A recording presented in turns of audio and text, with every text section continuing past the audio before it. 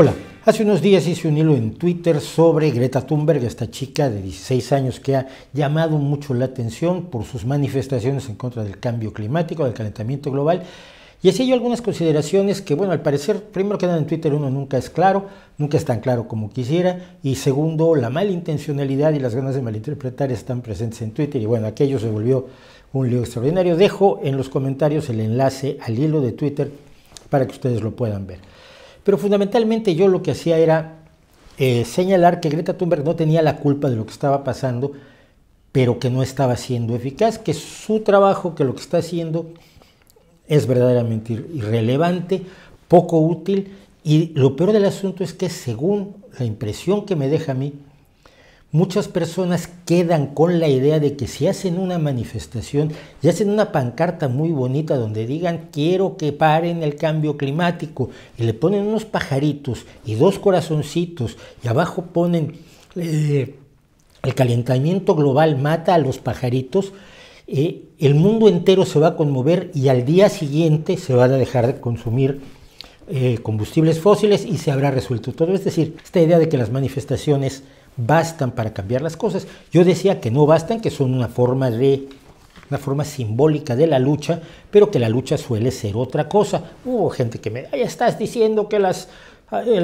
manifestaciones no sirven para nada. No, hombre, pues yo muchas veces en mi vida me he manifestado por cosas en las que creo y en las que estoy convencido. Lo que pasa es que no basta. Y pensándolo, lo que me vino a la cabeza fue la idea de que quizás tenía yo que hablar directamente con Greta. Y si no entiende español seguramente alguien le traducirá, hablar directamente con Greta y hablar directamente con sus seguidores. Así que esto es una carta abierta a Greta Thunberg y a todos sus seguidores, que empieza como deben empezar todas las cartas, diciendo: querida Greta, te han contado una parte de la historia y creo que hace falta que te cuenten la segunda parte, o la tercera, o la cuarta, o la mayor parte de la historia del problema que estamos teniendo y que es clarísimo, el del calentamiento global. Creo que tienes o te han dado la impresión de que tú le has creado conciencia a muchas personas que no la tenían sobre la importancia y gravedad del desafío climatológico que estamos enfrentando como seres humanos, como especie. Hay gente que cree que nadie se daba cuenta de lo que estaba pasando hasta que llegaste tú.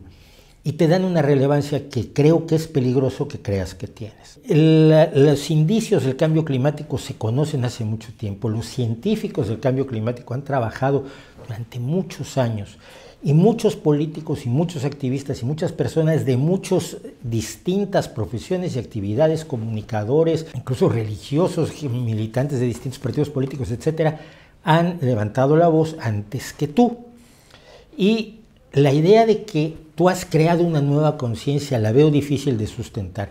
Creo que, como muchas personas en tu situación, le hablas a los convencidos. Y los convencidos se emocionan muchísimo, piensan que los valida el hecho de que una chica tan joven, tan apasionada como tú, esté de su lado. Eso ya les da la razón y consideran que con tener la razón está resuelto el problema. Pues no es así. Tú decías que tus profesores te habían señalado que había que reciclar y que había que hacer muchas cosas y que había un problema de cambio climático, y la duda que te entraba era por qué nadie está haciendo nada.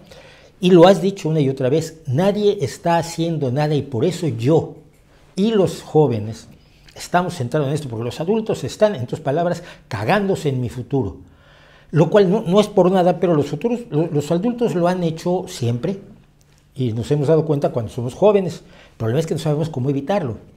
Es decir, los que eran adultos cuando yo tenía 16 años también estaban cagando en mi futuro con las guerras, con la Guerra Fría, con el armamento nuclear gravísimo, con una serie de mitos, con un enfrentamiento ideológico brutal, etcétera, etcétera. O sea, esta afirmación, aunque suena muy emocionante, no es nada nuevo, la puedes encontrar a lo largo de toda la historia.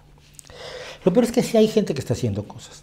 Hay mucha gente que está haciendo muchas cosas y hay mucha gente que está obstaculizándolas, y a esas personas a las que no ha sabido nadie decirte cómo llegar, porque es menos emocionante, más complicado y más difícil. Cierto, tus profes tenían razón, por ejemplo, hay que reciclar. Reciclar es una obligación moral que tenemos todos, pero no resuelve el problema, El que reciclemos, sobre todo el que reciclemos en Europa, o el que recicles tú en Suecia, no es una solución.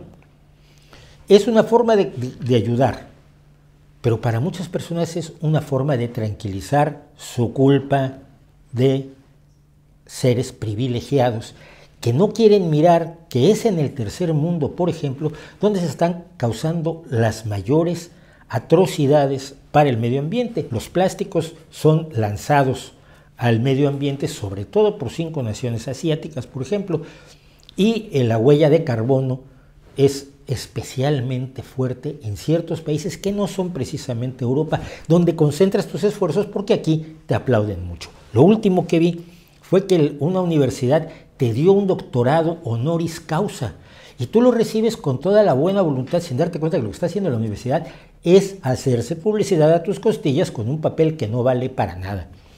Porque nadie había escuchado hablar de la Universidad de Mons hasta que te dio un doctorado honoris causa. Y la Universidad de Mons, que es una universidad bastante pequeñita en Bélgica, no tiene dinero para pagarse la publicidad que los medios le han dado por haberte dado un doctorado honoris causa. Es decir, es fácil usar a una persona cuando se deja llevar por las emociones y no sabe exactamente qué está enfrentando. La historia, y sobre todo la historia que nos contamos en la izquierda y en el progresismo muchas veces, es básicamente dramatizada. Te hablan de los derechos civiles, es una lucha que creo que es muy relevante señalar, la lucha de los derechos civiles en los Estados Unidos. Y lo que ves tú son las grandes manifestaciones, la marcha de cientos de miles de personas detrás de Martin Luther King, que enfrentaba el riesgo de que lo asesinaran, lo intentaron asesinar varias veces hasta que finalmente lo lograron, y con esas marchas, con esas manifestaciones se lograron hacer las cosas.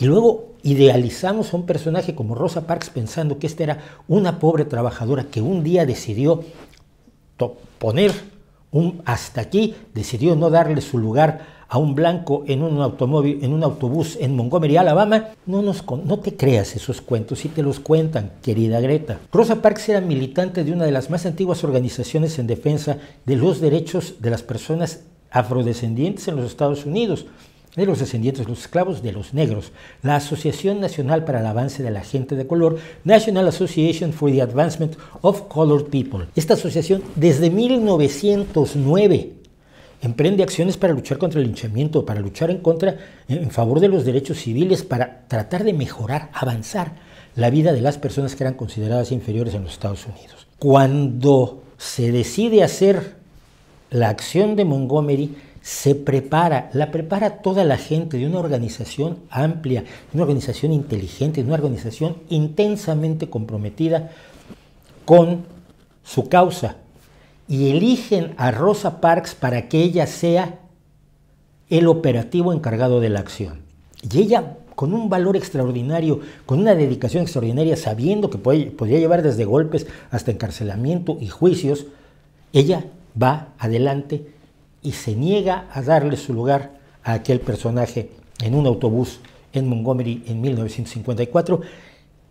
Y en ese momento se lanzan todas las acciones concertadas que ya tenía la Asociación Nacional para el Avance de la Gente de Color para impulsar la lucha por los derechos civiles. Entre otras cosas, la asociación hizo una serie de boicots, el más importante de los cuales fue precisamente el boicot a los autobuses de Montgomery, Alabama. A partir del momento en que Rosa Parks es detenida, durante más de un año, y esto empezó en diciembre, hasta diciembre del año siguiente, los negros se negaron a utilizar los autobuses de Montgomery. Y esto representó un duro golpe para la empresa de autobuses de Montgomery, porque resulta que los negros eran mayoritariamente usuarios del transporte público, ya que pocos tenían su transporte personal.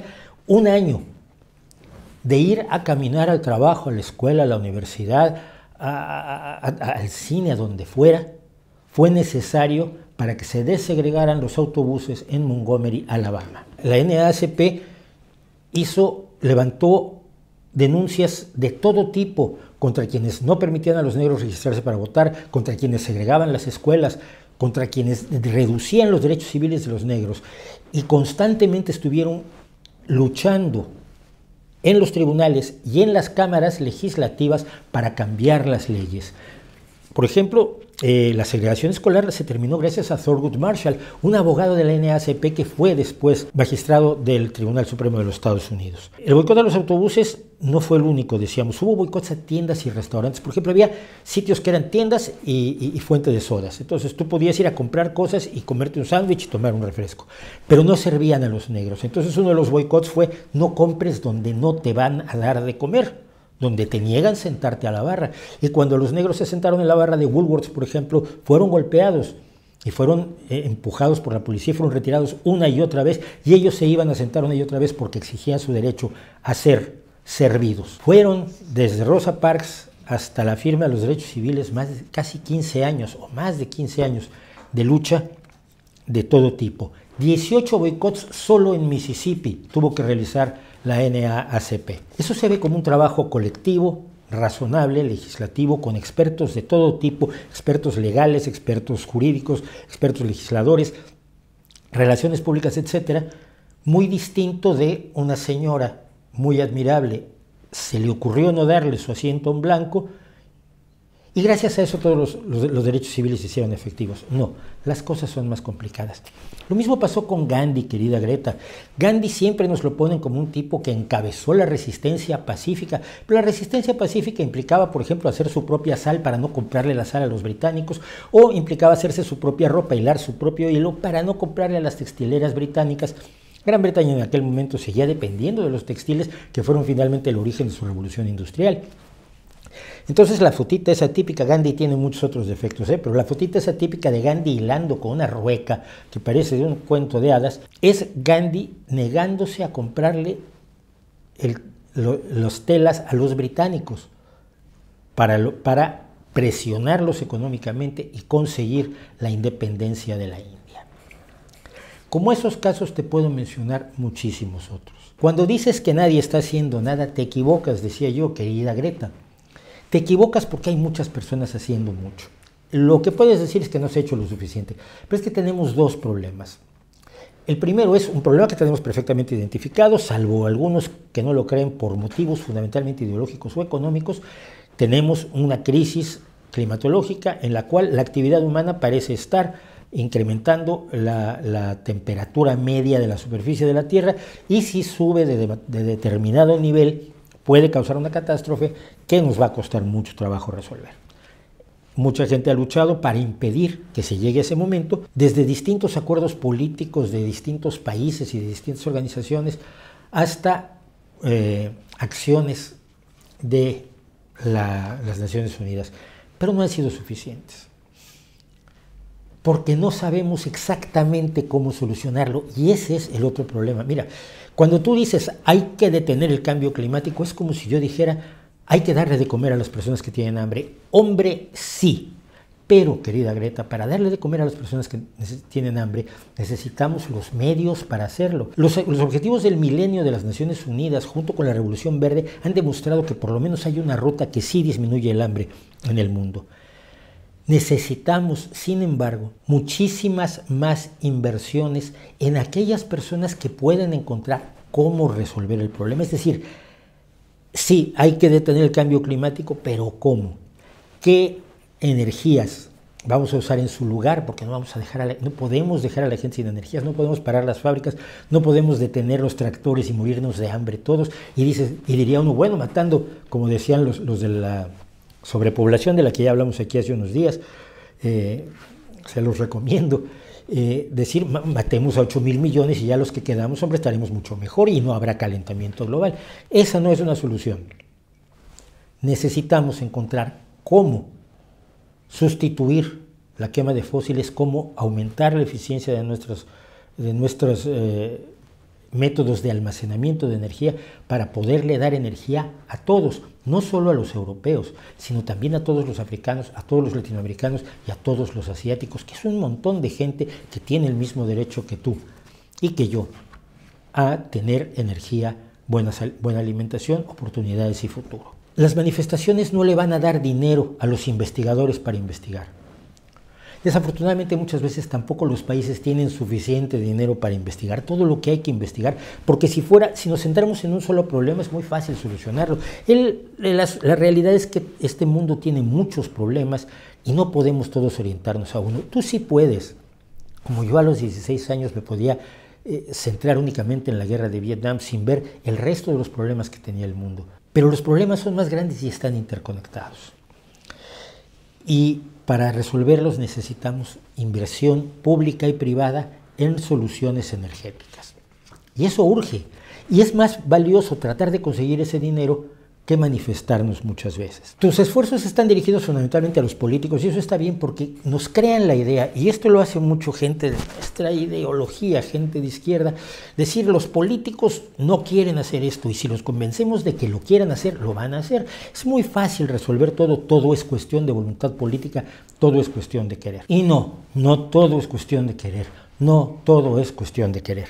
Mira, aquí en España tuvimos un político muy divertido, que él decía, vamos a jubilar a la gente a los 60 años. Y dije, ¿de dónde va a salir el dinero? Hombre, los técnicos ya te dirán cómo. Esto es cosa de voluntad política. Pero ahora uno hacía cuentas, decía, bueno, ingresa tanto el país, egresa tanto, esas pensiones costarían tanto. Oye, no hay dinero. Ah, no, es que no quieren, es que ustedes son fascistas. No, chaval, es que de veras... las soluciones tienen que ser reales y aplicables. Y tenemos que dirigirnos no a los políticos que pueden querer hacer las cosas y los otros poderes, porque en el mundo hay varios poderes y no todos están trabajando juntos en una conspiración, querida Greta, que es la idea que te da mucha gente. Los otros poderes pueden impedirles actuar y cuando se hartan de ellos, muchas veces les organizan un golpe de Estado y ponen a uno de sus amigos en el poder y ahí ponte a convencer a uno de esos políticos, los que no fueron electos por votación popular, sino que los pusieron los bancos o el ejército o la iglesia o las empresas más fuertes de la sociedad o del país en cuestión. Allí vas, allí te quiero ver hacer una manifestación. Allí no te dejan ni siquiera hacer manifestaciones, querida Greta, y esto es muy importante que lo tengas presente. Tenemos una imagen de las empresas y nos damos y contamos esta imagen de las empresas como una especie de organizaciones, cada una encabezada por un señor gordo, con una bolsa de dinero, una cadena de oro, un sombrero, como el personaje del Monopoly, y ellos son los malos y no quieren hacer las cosas, y entonces hay que matarlos o quitarles la bolsa de dinero. Son personas concretas que tienen una maldad enorme. Las cosas son mucho más complejas. Te voy a contar una historia. Entre los principales opositores a la lucha contra el cambio climático están, por supuesto, las empresas petroleras. ¿Y de quién son las empresas petroleras? ¿De un señor de estos gordos y malvados? No.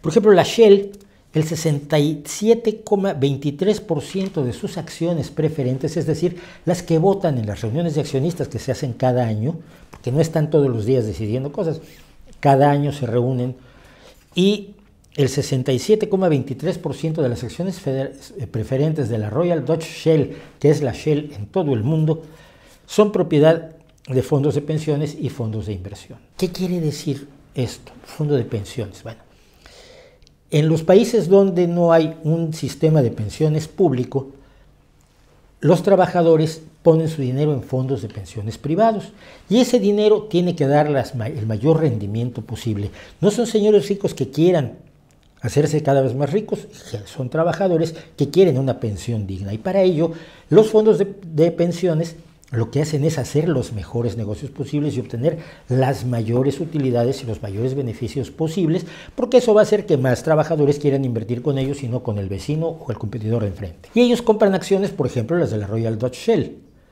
Y ellos, en las reuniones de accionistas, imponen políticas y acciones a los dirigentes de la Shell que pueden ni siquiera ser accionistas o ser accionistas muy minoritarios. El presidente y director general pueden no tener una propiedad significativa de la empresa y les piden que aumenten los beneficios. No hay una persona concreta que pueda decidir vamos a cambiar toda la política de la Shell para perder dinero, pero no importa que perdamos dinero porque estamos haciendo bien. Porque la cadena de fenómenos que se van a encadenar hasta llegar a los trabajadores que tienen su fondo de pensiones es tremendamente onerosa y tremendamente difícil de controlar.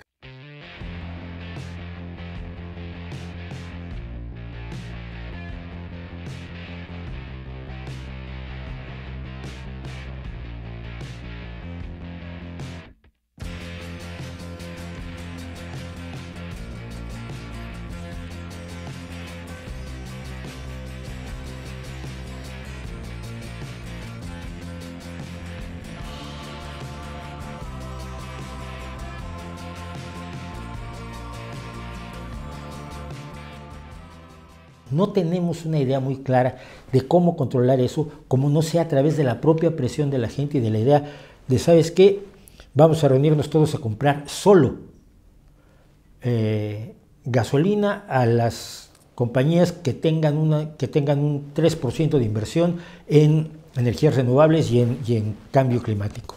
Que se comprometan, que pongan el dinero y las capacidades tecnológicas que tienen en donde tú estás solo poniendo tu pasión y tus ganas de hacer las cosas. Lo mismo pasa con ExxonMobil, lo mismo pasa con todas las empresas. Esta idea que tenemos del dueño no existe realmente como tal en muchísimas empresas que son de propiedad, lo que llaman propiedad pública porque sus acciones se compran y se venden en las bolsas de valores. En Estados Unidos eso le llaman público, en Europa llamamos público aquello que es propiedad del Estado. Esto genera muchas confusiones. Pero a quienes nos tenemos que dirigir es a gente que tiene la cabeza mucho más cerrada que los que te dan doctorados honoris causa, los que te aplauden y los que creen que al hacer una cosa muy pequeña están realmente salvando al planeta. No lo están salvando. Se están tranquilizando moralmente y diciendo, bueno, mira, yo hice mi parte. No, yo hago canastitas con mangueras recicladas. Mangueras de jardín recicladas. Hago canastitas y hago florecitas con los culos de botellas de Coca-Cola. Y ya con eso yo ya cumplí mi parte.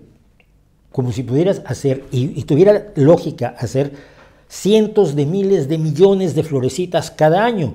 Cuando lo que tenemos que hacer es cambiar las botellas para tener unas botellas que tengan las ventajas del plástico sin sus desventajas. Y eso es una solución tecnológica y eso requiere inversión en tecnología nueva. Solo te lo pongo como ejemplo, querida Greta.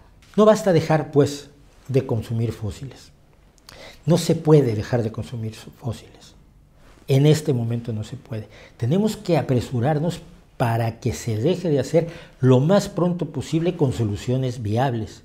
Y en ellas quizás tú y la gente que te apoya y quienes quieren manifestarse contigo puedan hacer mucho si dejan de creer que manifestarse es lo único que se necesita para cambiar una situación complejísima. Yo sé que tú has dicho que para cambiar el sistema hay que empezar a cambiándonos cada uno de nosotros. Mire, sí y no.